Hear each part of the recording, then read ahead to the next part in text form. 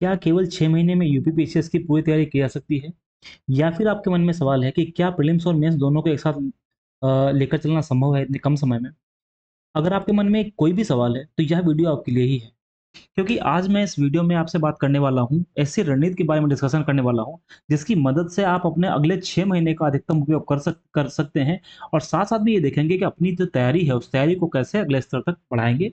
नमस्कार दोस्तों, पीसीएस प्रवाह में आप सभी का स्वागत है और मैं राजेश आज इस स्ट्रैटेजी के बारे में डिस्कशन करूँगा कि अगले 6 महीने में क्या करना चाहिए। देखिए, हम सबसे पहले ये समझते हैं कि जो हमारा टाइम बचा हुआ है, उस टाइम में अगर हम देखें तो लगभग हमारे पास में 180 दिन के आसपास में है यहाँ, 180 दिन के आसपास में है। तो जो 180 दिन है इसमें हमें अब देखिए 10-10, 12-12, 15-15 घंटे तो पढ़ना मुश्किल काम है कि कंसिस्टेंसी बहुत मुश्किल है कि 10, 12-12 घंटे रोज़ पढ़ा जाए। तो यहाँ पर हम एक काम कर सकते हैं, जो 6 महीने हमारे पास में है, 180 दिन हैं, उनको हम 6 से 8 घंटे डेली पढ़ें लेकिन हम कंसिस्टेंसी से पढ़ें, मतलब कि हम रोज़ पढ़ें, कम पढ़ें और रोज़ पढ़ें, उससे ज़्यादा फ़ायदा होगा। अभी जो 6 महीना है, बहुत सारे स्टूडेंट्स क्या करेंगे इसको इसमें केवल प्रीलिम्स के लिए पढ़ना शुरू कर देंगे। प्रीलिम्स के लिए पढ़ना शुरू करेंगे, तो फिर प्रीलिम्स अगर निकल भी जाएगा तो फिर मेंस आपका नहीं होने वाला है क्योंकि मेंस में आपको पहले से चीज़ें तैयार होनी चाहिए, आंसर राइटिंग करनी चाहिए, नहीं तो फिर प्रीलिम्स के बाद में मेंस होना बहुत मुश्किल काम होता है। अगर हम बात करें कि हम अगर डेली 6 से 8 घंटे पढ़ाई करते हैं अच्छा इसमें एक और बात है, जो लोग जॉब करते हैं, उनके लिए भी इम्पोर्टेंट चीज़ है क्योंकि जो लोग जॉब करते हैं उनके पास ज़्यादा समय नहीं होता है क्योंकि जॉब में ही टाइम जाता है। तो वो भी 6 घंटे के आस-पास अगर पढ़ाई कर ले रहे हैं कहीं से टाइम निकाल कर के, तो आराम से उनका मेंस और प्रीलिम्स है वो आराम से रेडी हो जाएगा।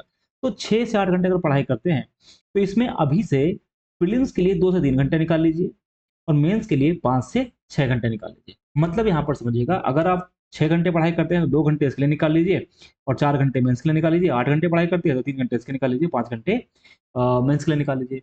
अब इसमें भी है कि जब आप प्रीलिम्स के लिए पढ़ें, तो उसमें वही आपका जो 2-3 मंथ मतलब कि यहाँ से आप देखेंगे लास्ट का जून, जुलाई, अगस्त, सितंबर, अक्टूबर, नवंबर, दिसंबर है। तो यहाँ पर आप देख सकते हैं अक्टूबर से नवंबर, ये कह सकते हैं, ये हम बात कर रहे हैं सितंबर से नवंबर। ये जो 3 महीने हैं, इन 3 महीने में आप प्री के लिए शिफ्ट हो सकते हैं। प्री के लिए शिफ्ट होने का मतलब है आप केवल प्री ओरिएंटेड यहाँ पर पढ़ाई कर सकते हैं। और शुरुआत का जो ये 3 से 4 महीना है, मतलब जून, जुलाई, अगस्त, सितंबर जो 3 से 4 महीने हैं, इसमें आप प्रीलिम्स और मेंस दोनों के साथ में पढ़ाई करेंगे। ठीक है?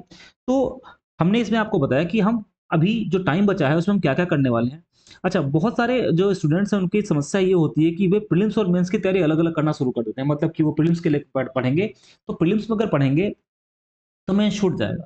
तो यहाँ पर हम उस स्ट्रैटेजी की बात करेंगे ताकि आपका प्रीलिम्स भी अच्छे से तैयार हो जाए और मेंस भी अच्छे से तैयार हो जाए।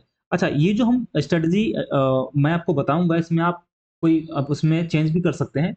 क्योंकि मुझे लगता है कि ये स्ट्रैटेजी आपके लिए सही हो सकती है, इसलिए मैं आपके सामने ये डिस्कस कर रहा हूँ। मैंने कोशिश की है कि आपका जितना समय बचा है, उसमें आपकी जो एनर्जी और टाइम है, दोनों बर्बाद ना हो, अच्छे से वो मेंटेन हो सके। तो सबसे पहले अगर हम बात करें इसमें प्रीलिम्स की अगर बात करते हैं, तो प्रीलिम्स में अगर देखेंगे, प्री परीक्षा में यहाँ पर 2 पेपर होने वाले हैं। 2 पेपर होने वाले का मतलब क्या है? यूपीपीसीएस प्री एग्ज़ाम में जीएस 1 पेपर होता है, जीएस 2 पेपर होता है। जो जीएस 1 पेपर होता है, उसमें 150 क्वेश्चन होते हैं, 150 क्वेश्चन होते हैं, 200 मार्क्स के होते हैं और जो जीएस 2 पेपर होता है, जनरल स्टडीज़ 2 पेपर होता है, उसमें 100 क्वेश्चन आते हैं, 200 नंबर के होते हैं। अब ये जो पहला पेपर है, मतलब कि जीएस 1 वाला पेपर है, इसमें जो 150 क्वेश्चन है, 200 नंबर के 150 क्वेश्चन है, उसमें केवल जनरल स्टडीज़ पूछता है। अब सवाल है इसमें क्या पूछता है, अगर हम बात करें इसमें, तो आप इसमें देख सकते हैं, जीएस 1 में क्या पूछता है? इसमें है current event of the national and international importance, मतलब कि करंट अफेयर्स की बात की जा रही है, हिस्ट्री की बात की जा रही है, ज्योग्राफी की बात की जा रही है, पॉलिटी की बात की जा रही है, इकोनॉमिक्स की बात की जा रही है, एनवायरनमेंट की और जनरल साइंस के बारे में बात की जा रही है। वहीं पेपर 2 में जिसमें 100 क्वेश्चन होंगे, उसमें क्या बात की जा रही है? कंप्रिहेंशन की बात की जा रही है, इंटरपर्सनल स्किल की बात की जा रही है और रीजनिंग आएगी और problem solving and decision making आएगा, मेंटल एबिलिटी आएगी, 10th क्लास तक की जो अलजेब्रा, स्टैटिक्स, ज्योमेट्री और अरिथमेटिक आएगी वो आएगी और इंग्लिश और जनरल हिंदी के बारे में इसमें पूछा जाएगा। अब हम पहले जीएस 1 पे बात करते हैं, इसमें क्या-क्या पूछेंगे, कौन-कौन सा सब्जेक्ट होंगे। तो देखिए अगर हम सब्जेक्ट की बात करें यहाँ पर, अगर हम प्रीलिम्स के सब्जेक्ट में देखें तो क्या आ जाएगा? मोटे तौर पर पॉलिटी आ जाएगी, ज्योग्राफी आ जाएगी, हिस्ट्री आ जाएगी, साइंस आ जाएगी, एनवायरनमेंट आ जाएगा, इकोनॉमिक्स आ जाएगा, यूपी स्पेशल और करंट अफेयर्स। अच्छा यूपी स्पेशल के साथ-साथ में हम बोल सकते हैं जनगणना या जो मिसलेनियस चीज़ें हैं वो सारी। तो अब इसको पढ़ने के लिए सबसे इम्पोर्टेंट चीज़ आती है कि भाई हमारा सोर्स क्या होना चाहिए? सोर्स क्या होना चाहिए? तो सोर्स तो मैंने लिख दिया यहाँ पर। आप सब लोग जानते भी होंगे सोर्स, इसमें कोई नई चीज़ नहीं लिखी है। इसके पहले अभी ये समझते हैं कि जो हमारा एग्जाम होता है यूपीपीसीएस में या यूपीपीसीएस जो आरओ आरओ एग्जाम होता है उसमें कितने क्वेश्चन किस सब्जेक्ट से आते हैं और किस टॉपिक से कितने क्वेश्चन आते हैं। सबसे पहले अगर आप देखें यहाँ पर ये सारे इसमें एनालिसिस करके रखा हूँ कि इसमें कौन सा क्वेश्चन किस चैप्टर से आते हैं। जैसे एग्जांपल की बात करें, मैं हिस्ट्री से शुरुआत करूंगा। अगर हिस्ट्री में अगर बात करेंगे तो ये एंशिएंट हिस्ट्री है। एंशिएंट हिस्ट्री का मतलब क्या हो जाएगा, जो प्राचीन कालीन इतिहास है। उस प्राचीन कालीन इतिहास में आप देखेंगे कि यूपी पीसीएस और आरओ आरओ में 2025 में 6 क्वेश्चन आए थे। 2025 में कितने क्वेश्चन आए? 6 क्वेश्चन। अब यहाँ पर क्या है, 2015 से लेकर के 2025 तक का एनालिसिस दिया हुआ है। इसमें आप देखेंगे कि इंडस वैली सिविलाइजेशन यानी सिंधु घाटी सभ्यता एक ऐसा टॉपिक है जहां से हर साल क्वेश्चन लगातार पूछा गया है, बस 2017 में छोड़ करके। ऐसे ही आप देखेंगे कि इसमें बौद्ध काल से, बौद्ध धर्म से इसमें यहाँ पर 2-4 क्वेश्चन आए हैं, लेकिन वो बहुत अलग-अलग टाइम पर आए हैं। जैन से भी ऐसे ही आए हैं। तो इसमें ये देखेंगे एंशिएंट में टोटल 10 साल में 50 क्वेश्चन पूछा गया है, आरओ और यूपीपीसीएस मिला करके। लेकिन 2025 में देखेंगे 6 क्वेश्चन थे आरओ और यूपीपीसीएस को मिला करके।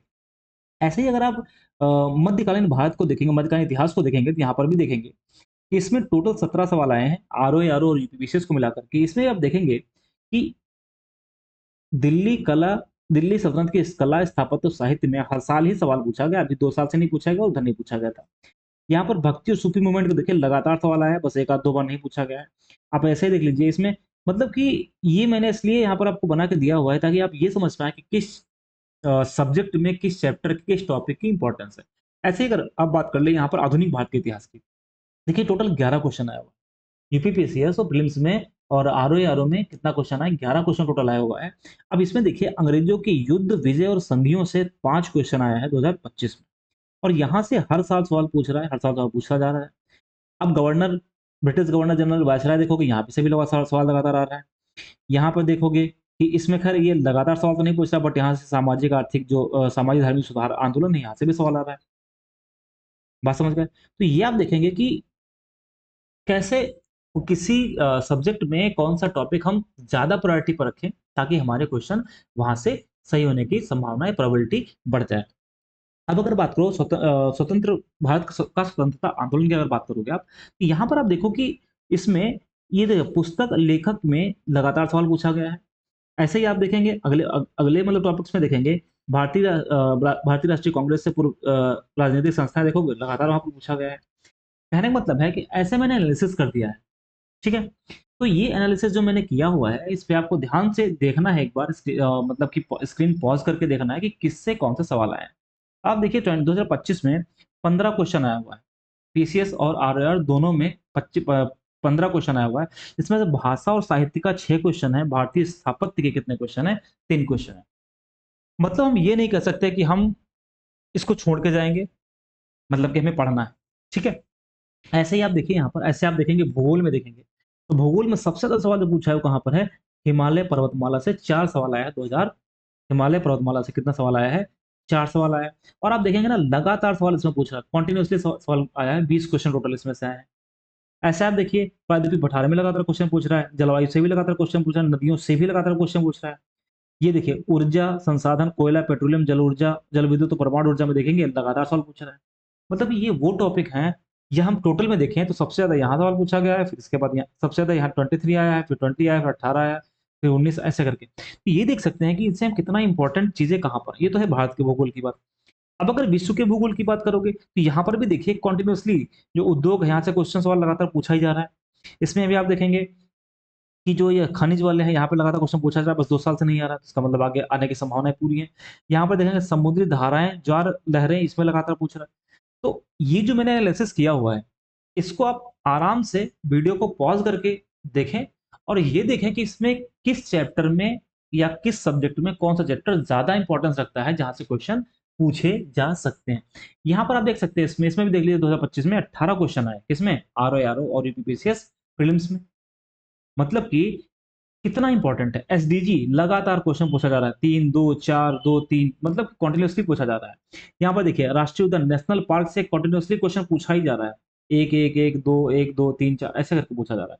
यहाँ पर आप देखिएगा प्रदूषण से क्वेश्चन पूछा ही जा रहा है लगातार। यहाँ पर आप देखिए ओजोन से लगातार क्वेश्चन पूछा जा रहा है। मतलब ये टॉपिक्स हमें क्या करना है, प्रायोरिटी बेसिस पर रखना है। मतलब ये कि जब पढ़ेंगे, पढ़ेंगे तो पूरा ही पढ़ेंगे, लेकिन हमें क्या ध्यान रखना है, हमें ये ध्यान रखना है कि इसमें जो ज़्यादा क्वेश्चन जहाँ से आते हैं, उनको हमें अच्छे ढंग से पढ़ना है और उनको रिवीजन टाइम टू टाइम करते रहना है। ऐसे ही आप बात कर लें यहाँ पर साइंस में। अच्छा, साइंस की जब बात आप करोगे, सबसे पहले क्या आ जाएगा? बायोलॉजी आ जाएगी, जीव विज्ञान आ जाएगा। यहाँ पे गलत दिख गया है, इसमें जीव विज्ञान है। ठीक है, जीव विज्ञान। जीव विज्ञान की बात कर लेते हैं। उसके बाद अगर हम बात करें इसमें, ऐसे ही हमारा क्या है? रसायन विज्ञान है। उसके बाद में हमारा क्या है? भौतिक विज्ञान है। तो विज्ञान में मतलब साइंस में क्या है? तीनों चीजें आएंगी, बायोलॉजी, फिजिक्स और केमिस्ट्री। लेकिन आप देखेंगे सबसे ज्यादा जो क्वेश्चन पूछा गया है, सबसे ज्यादा क्वेश्चन कहाँ से पूछा गया है? वो पूछा गया बायोलॉजी में, उसके बाद आता है केमिस्ट्री से, फिर आया है फिजिक्स में। ठीक है, तो ये कह सकते हैं कि इन तीनों में ही देखें तो सबसे ज्यादा बायोलॉजी से ही सवाल पूछा जा रहा है। इसमें 155 क्वेश्चन टोटल पूछे गए हैं, इसमें 57 पूछेंगे, 53। तो सबसे ज्यादा फोकस किस पे करना है? सबसे ज्यादा फोकस करना हमें है बायोलॉजी पर। और बायोलॉजी में भी देखेंगे, वनस्पत जगत से लगातार क्वेश्चन पूछा जा रहा है, विटामिन से लगातार क्वेश्चन पूछा जा रहा है, उसके साथ में आधुनिक रोग से तो लगातार पूछा जा रहा है क्वेश्चन, जो रक्त परिसंचरण तंत्र है लगातार क्वेश्चन पूछा जा रहा है, यहाँ पर विविध में भी लगातार आता जा रहा है। मतलब कि हम समझ सकते हैं, अगर एक आध दिन या उसमें टाइम थोड़ा सा दोगे, ये समझ पाओगे क्वेश्चन कहाँ से कौन से आते हैं। ठीक है, ऐसे ही मैंने यहाँ पर देखिए जो पॉलिटी का है, पॉलिटी का जो मैंने बनाया, उसमें आप देख सकते हैं कि यहाँ पर कॉन्टिन्यूसली मौलिक अधिकार से लगातार सवाल चला आ रहा है, डीपीएसपी से लगातार सवाल चलता चला आ रहा है। ऐसे आप देखेंगे तो न्यायपालिका से कॉन्टिन्यूसली सवाल पूछता रहा है, लोकल सेल्फ गवर्नमेंट से कॉन्टिन्यूसली सवाल पूछता रहा है। मतलब कि अगर हमें टॉपिक पता हो, और टॉपिक के साथ हमको ये भी पता हो कि किस टॉपिक से कितने क्वेश्चन आए हैं और कौन से आने की संभावना है, क्योंकि यहाँ से हम ये मान के चल सकते हैं कि अगर इस बार मौलिक अधिकार वो पिछले 10 साल से लगातार पूछ रहा है, तो इसकी पूरी संभावना ये है कि अगले साल भी कम से कम 1 सवाल तो पूछेगा ही पूछेगा, क्योंकि 2 पूछ रहा है, 3 पूछ रहा है, 3 पूछ रहा है, 3 1 ऐसे तो एटलीस्ट 1 सवाल तो पूछेगा ही पूछेगा। तो हमें वो टॉपिक बिल्कुल भी स्किप नहीं करना है, जिन टॉपिक में हर साल लगभग, या कह सकते हैं 10 साल में 6-7 साल बार, 6-7 साल में 6-7 साल टाइम्स क्या हुआ है क्वेश्चन पूछा गया, तो हमें बिल्कुल भी स्किप नहीं करना है। अब देखिए यहाँ पर जनगणना में 9 सवाल। अच्छा, जनगणना में एक खास बात समझिएगा कि पहले इसमें जब जनगणना हुई थी उस टाइम सवाल काफ़ी आते थे, लेकिन अब काफ़ी टाइम हो गया है तो लिख तो उतने तो नहीं आते, लेकिन हाँ, 1-2 सवाल आ जाता है इसमें, बहुत टफ नहीं होता है, ईज़ी होता है, वो पीवाईक्यू से करके आपका पूरा मैनेज हो जाएगा। और जो आरओ का है उसमें ज़रूर पूछता है, उसमें ज़रूर मतलब इसमें जनगणना से क्वेश्चन आते हैं, देखने को मिलते हैं, तो इम्पोर्टेंट टॉपिक है। यूपी स्पेशल की बात कर लें, तो वैसे तो यूपी स्पेशल में पीसीएस में पिछले आप देखेंगे 4-5 सालों में तो क्वेश्चन नहीं पूछा हुआ है। 4-5 सालों में क्या आप देखेंगे यहाँ पर बहुत कम क्वेश्चन पूछा, लेकिन आरओ को जब शामिल करोगे आप, तो आरओ में देखोगे उसमें यूपी स्पेशल के क्वेश्चन रहते हैं। तो इसमें यूपी स्पेशल में जो पीसीएस का पेपर है, उसमें करंट अफेयर के क्वेश्चन तो ज़्यादा रहते हैं, current affair UP special related question ज़्यादा रहते हैं, लेकिन स्टैटिक वाले नहीं ज़्यादा रहते हैं। अब देखो, ये तो पता नहीं होता कि एग्जाम में कब कौन सी चीज़ ज़्यादा पूछी जाएगी। तो सबसे पहले आपको क्या करना है, जो क्वेश्चन सबसे ज़्यादा आते हैं, जिन जो टॉपिक सबसे ज़्यादा पूछा जाता है, वो पहले हमें तैयार करना है। बाकी कुछ चीज़ें धीरे-धीरे हम पढ़ते रहेंगे, आगे बढ़ते रहेंगे। अच्छा, ये चीज़ यहाँ पर आपको समझ में आ गई होगी। तो ये जितने भी सब्जेक्ट हैं, इन सब्जेक्ट में अगर ध्यान से देखेंगे तो लगभग जो एवरेज क्वेश्चन है वो 25 के आस-पास में आता है, 25, 24, 26 के आस-पास में आते हैं, कि प्रीलिम्स में हर सब्जेक्ट में लगभग 25 क्वेश्चन आते हैं, लगभग 25 आते हैं। और मैंने जो एक चीज़ यहाँ पे नहीं लिखी वो कौन-सी? वो करंट अफेयर। आप देख रहे होंगे कि जो यूपी इसमें देखिए सिलेबस में पहले ही लिखा हुआ है, current events of the national यानी इंटरनेशनल इंपॉर्टेंस के, मतलब कि अंतर्राष्ट्रीय, राष्ट्रीय और अंतर्राष्ट्रीय स्तर के जो महत्वपूर्ण करंट अफेयर है वो आएगा। एक और बात, आज की डेट में देखोगे करंट अफेयर में 30 के आसपास क्वेश्चन पूछ रहा है, मतलब 30 से ज़्यादा भी होते हैं 2-4, इससे कम भी हो सकते हैं 2-4। क्योंकि अगर यूपी स्पेशल देखें वो भी करंट इवेंट में आता है। इकोनॉमिक्स के क्वेश्चन भी वो करंट से ही पूछता है। करंट अफेयर भी इसमें एक सब्जेक्ट की तरीके से ट्रीट करिए। सब्जेक्ट के तरीके से ट्रीट करने का मतलब है कि उसको हम ये नहीं बोल सकते हम एग्जाम टाइम पढ़ेंगे। क्योंकि मैंने भी कई बार ये गलती करी है कि मैं एग्जाम का टाइम पढ़ा तो रिटेन नहीं हो पाया।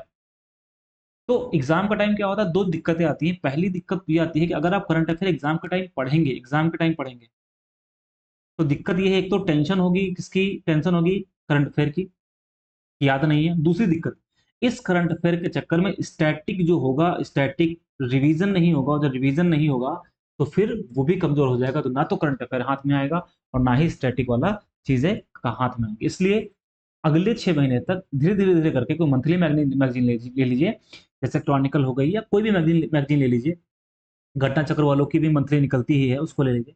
एक मैगजीन आराम से पढ़ते चलिए धीरे-धीरे, और एग्ज़ाम के टाइम में जो आई दृष्टि आती है घटना चक्र वालों की, वो आराम से करिए और अच्छे से क्वेश्चन करिए ना। तो स्टैटिक अगर आपका मजबूत है तो करंट अफेयर में आप पढ़ते चलेंगे तो चीज़ें बहुत जल्दी सही हो जाएँगी। नहीं तो फिर एग्ज़ाम के टाइम तक का वेट करेंगे, एग्ज़ाम के टाइम तक का वेट करेंगे तो उसका मतलब ये होगा कि फिर वो हड़बड़ी में सारी चीज़ें भूल जाती हैं। तो हमने ये देख लिया कि भाई हमारे पेपर जो 2 हैं, पहला दूसरा पेपर उसमें क्या आता है। फिर हमने देख लिया कि कितने क्वेश्चन किससे आते हैं। मैंने बता दिया सब्जेक्ट कौन-कौन से, मोटे-मोटे ये आपके सब्जेक्ट हैं यहाँ पे, ठीक है?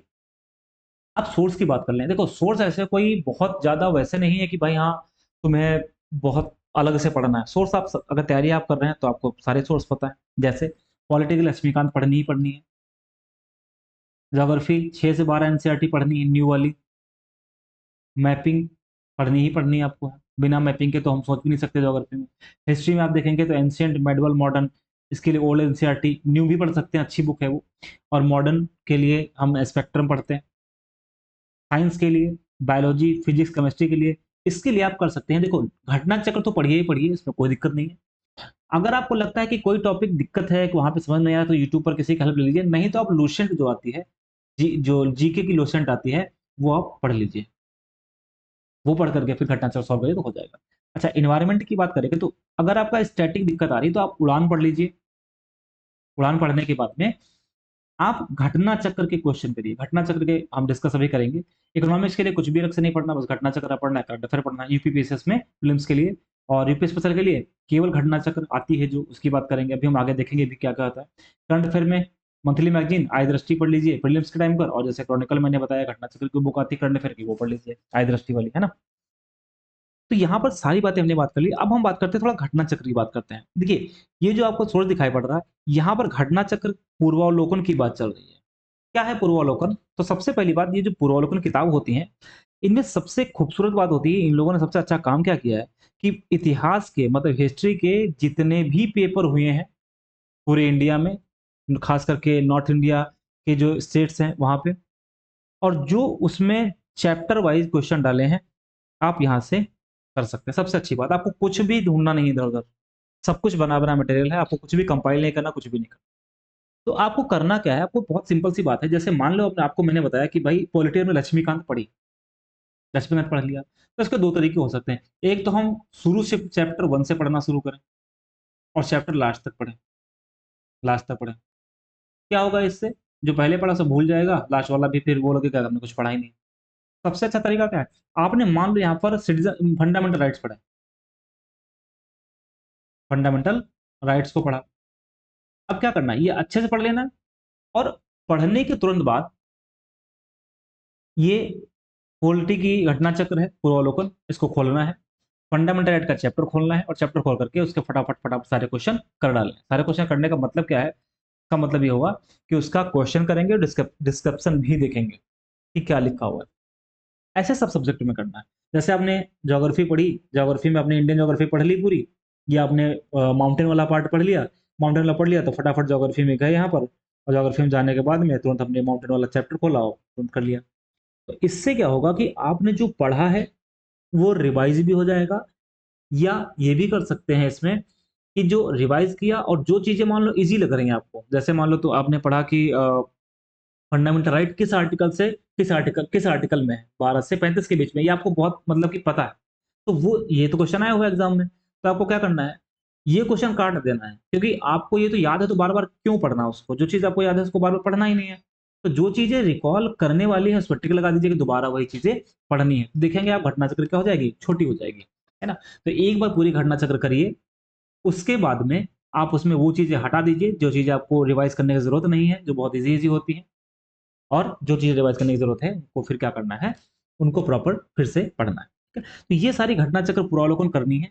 इसके बाद ये इम्पोर्टेंट एक बुक आ जाएगी जिसका नाम है सामान्य अध्ययन, मतलब कि ये पीवाईक्यू बुक है। पीवाईक्यू बुक का मतलब होता है इसमें यूपी पीसीएस के जितने भी पेपर हुए हैं पिछले 30-32 सालों में, एक तो इनकी बारी यूथ की भी आती है, दोनों ही आती हैं, किसी के भी ले लीजिए दोनों ही अच्छी हैं। तो यहाँ पर देखिए जितने भी क्वेश्चन आए होंगे पीवाईक्यू में, पीवाईक्यू में, वो पीवाई ये बुक अगर आप देखेंगे यहाँ पर, तो अध्याय मतलब कि सब अध्याय वाइज है, चैप्टर वाइज है। पीवाईक्यू बुक आप मार्केट से ले लेंगे, उस पीवाईक्यू बुक में 30 साल के पीवाईक्यू यूथ वाले में मिल जाएंगे आपको। इनकी पीवाईक्यू में 12-13 साल के क्वेश्चन होते हैं, वो आप कर लीजिएगा। इसमें खास बात क्या है कि इसमें केवल यूपी पीसीएस के जो पेपर है वही दिए होंगे। अच्छा, घटना चक्र, ये जो पूर्वावलोकन है, इसमें और इसमें क्या अंतर है? अब सवाल है कि क्या अंतर है? तो अंतर इस बात का है, इसमें केवल यूपी के प्रश्न दिए हैं जो यूपी पीसीएस में पूछे गए हैं, साइंस के मान लीजिए। और यहाँ पर साइंस के इंडिया में जितना भी पेपर इंपॉर्टेंट हुआ है, मतलब स्टेट पीसीएस में जो हुआ है, यूपीएससी में जो क्वेश्चन आए हुए हैं, वो क्वेश्चन यहाँ पर दे दिए गए।